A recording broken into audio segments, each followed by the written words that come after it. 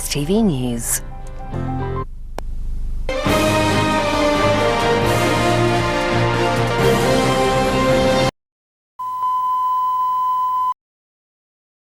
Hello everyone, this is a news report on the riots that started in South England after a day of rioting in North London, Southampton, Portsmouth and Norwich.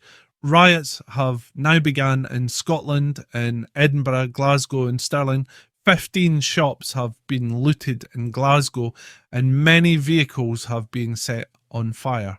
Scottish police have told people not to take part in the riots, and if you are caught rioting, you will be arrested and your jail time will be longer during this riot crisis. A police station in Stirling has been set on fire along with any nearby police vehicles.